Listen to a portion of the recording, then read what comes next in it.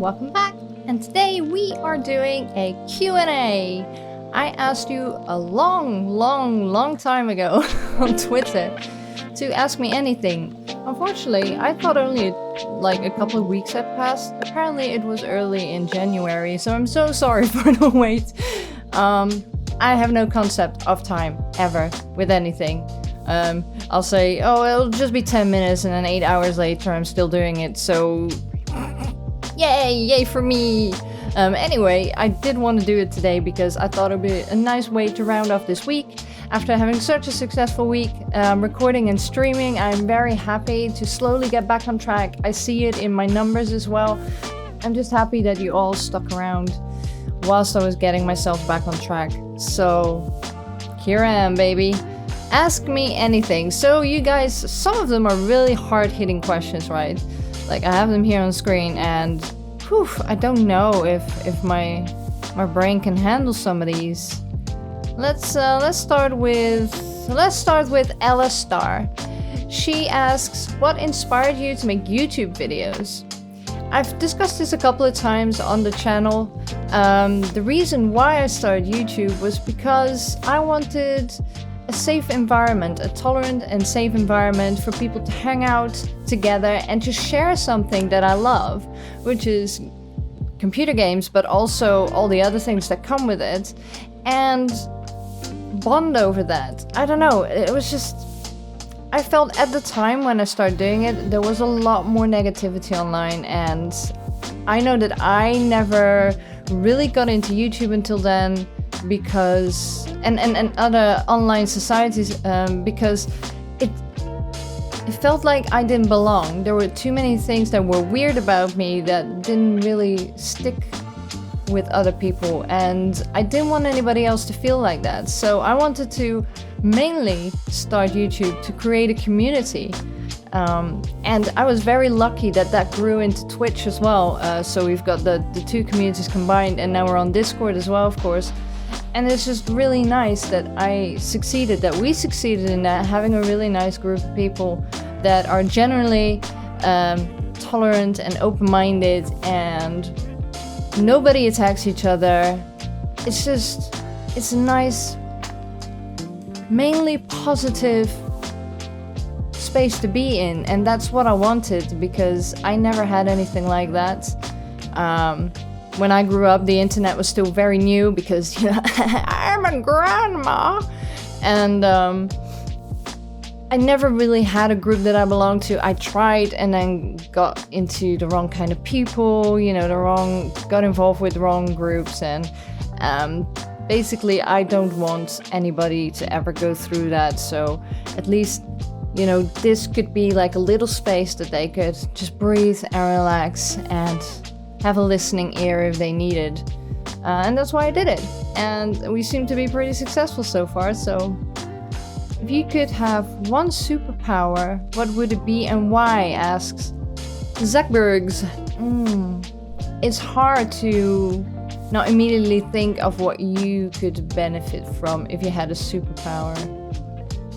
Because when I was younger, and very understandably so, I always wanted to be able to disappear. So to go invisible or just teleport to somewhere so no one can see me. I've always wanted that. Or camouflage, just anything that would make others not notice me. Which is understandable because I've been through a lot of trauma. I have a very strong flight response, either fight or flight, but I tend to lean toward flight. As well as, you know, in games I do the same thing. So yeah, that's very strong in me, and I still kind of lean towards that, but I would also like something that would benefit others, like as a whole, so the world as a whole. Knowing what to do in a situation to improve it for everybody involved, that will better it for everybody involved in the future, without damaging myself. Because that's the thing, I'm very empathic and I help everybody, but it tends to suck you dry. If you don't watch it, people will drain you, and that's what happens to me over and over. I'm getting better at it. I'm saying no more often. I'm taking more distance because it's just not possible to be really close to like 30, 40 people.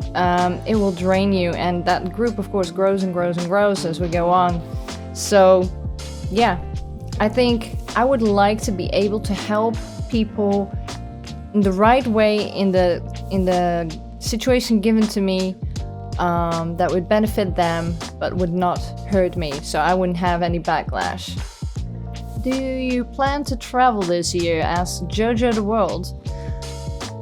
Yes, I am definitely planning some trips. I will have to work very hard to get to do them, due to financial problems at the moment. But I am definitely going to PAX West, which is in August. I am so looking forward to it. I love Seattle, I love Washington, and I love PAX West. Like, I see all my friends there, and it's just so chill and relaxed. It's not hectic like East, and yeah, I'm really looking forward to it. And I'm still planning to take my brother with me, so hopefully I can share the experience with him and take him to the mountains as well, show him Snow Lake, the lake that I hiked up to last year. Yeah, it'd be good. I think he would love it there. It's so beautiful.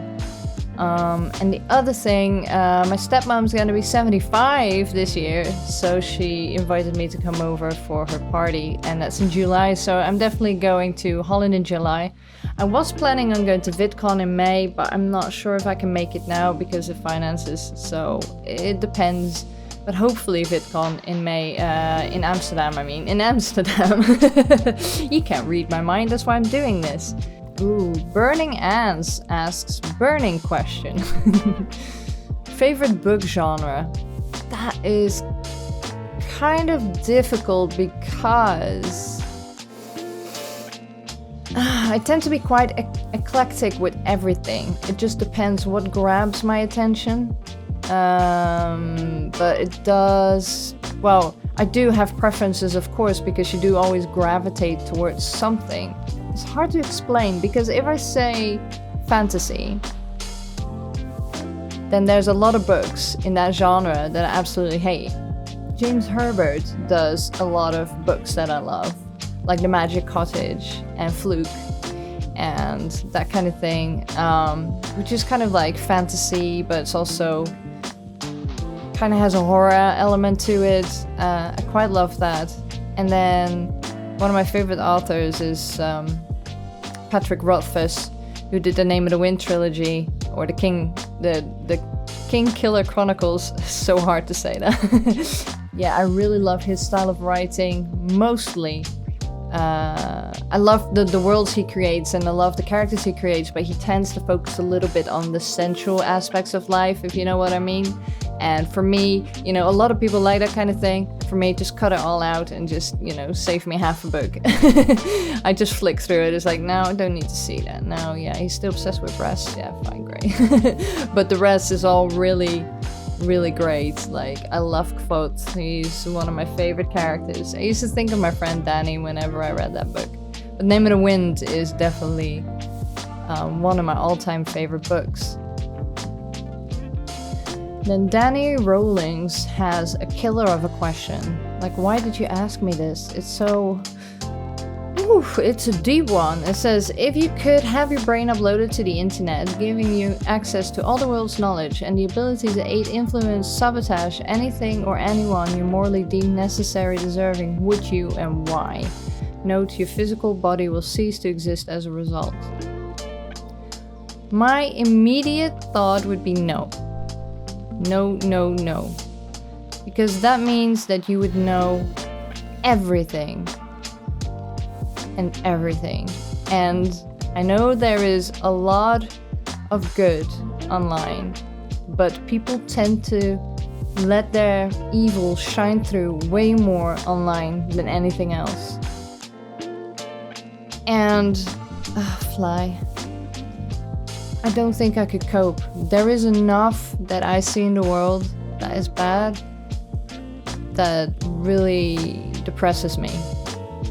It's kind of like a Fifth Element experience, but without the romantic moment with Bruce Willis who convinces you that humanity is worth it. I think if you got to read everything that humanity's ever done to each other and to animals and to the planet, the whole history, that would destroy someone.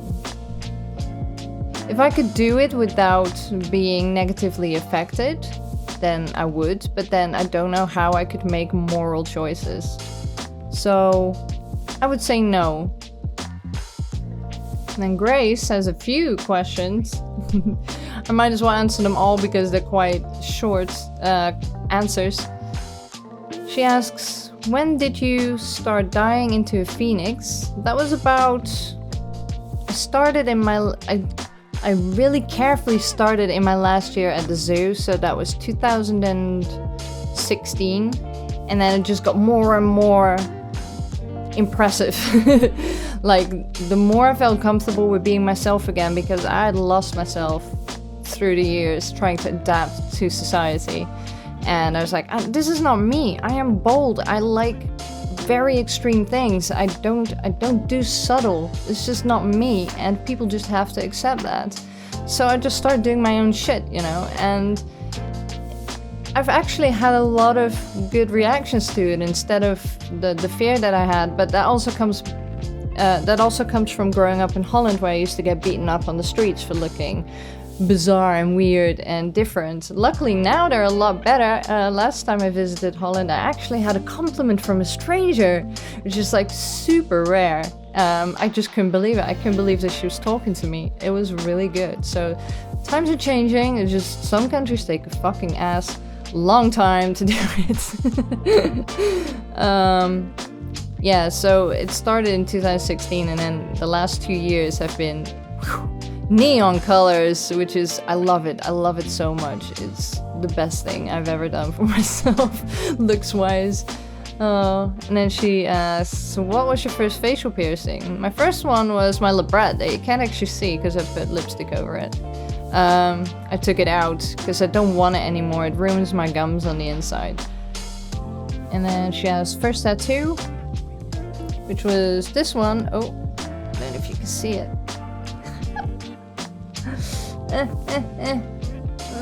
There you go. And that was because of my guinea pig Pippin, who was very special to me. She was a lifesaver back in my early 20s when I had a mental breakdown, and she was the only thing that helped me hang on basically and fight on. So yeah, and I used to sing her name to the tune of the Twilight Zone. So it goes dee-dee-dee-dee-dee-dee-dee, and I used to go little Pippi, little Pippi, little Pippi. So yeah, I always associated the Twilight Zone with her. Dustin Smith wants to know, what does your perfect day entail? I think it doesn't matter what happens in the day, just the way you feel and how you make others feel. So if I had a day where I felt accomplished, fulfilled, serene, happy, and especially if I could cause the same emotions and feelings for someone else, or more than one person, then that would be the perfect day for me. And then Septon, who's lovely, lovely, lovely. I met them last year. They are freaking adorable. And they've been with us for a while now. And they're asking, can I make a fan game for you? That would be amazing. I would lose my crap over that. If you made a fan game, I would definitely play it, and oh my god, that would be fantastic. So yes, please, Septon, please do make it. And also, how are you doing today? I am doing pretty good today, yeah. I've had a very rough week, but I am still on top of things, so I am pretty pleased and pretty happy. I hope you are too. And it's me, Christina G, asks, what is the first thing you'd like someone to know about you? Whew. Probably that I am a safe space. I would like people to feel comfortable around me. So I would like them to instantly know that they can be whoever they want to be around me. And then Ruby, my lovely friend Ruby, asks, if you could understand one thing that is a mystery to mankind, what would it be? I think the one thing that I find the most intriguing, and a lot of people do, of course, is space. Anything to do with space, extraterrestrial life. I would love to know more of the mystery of that. I'd be scared at the same time because you don't know what you're gonna uncover or what's out there. Who's watching us in the shadows? Maybe they're already here, you don't know. But I would love to know about extraterrestrial life and space in general, how it works, what's outside of space. You know, people say, yeah, space has an ending, and then there's what's out there. Space ends, what's out there? I want to know that. How big is it exactly? Because it's all speculations at the moment, and I would like the ins and outs of everything. And to see how much other life there is, and to know if we're the only species that fucked up our planet as badly as we have, or if there's hope that there are other species out there, more intelligent and more evolved, that actually did a good job. I would love that, yeah. It took a while. I really thought it was only a few weeks ago. Like, time goes fast. Life comes at ya. Oh, goodness. I can't believe that the last comments were like 17th of January, and here I am. The day before my mom's... Yeah, BrainError mom is gonna have her birthday tomorrow, so yeah, it's the day before my mom's birthday. Mama Brain. Oh, bless her. I send her a gift through the Dutch Amazon, so hopefully that will get there. She loves it. But yeah, I can't believe it's been so long. I don't know what happened. I never know what happens when these things just fly by. But yeah, I hope you enjoyed it anyway. Thank you so much, and have a great weekend. I'll see you all later. Much love.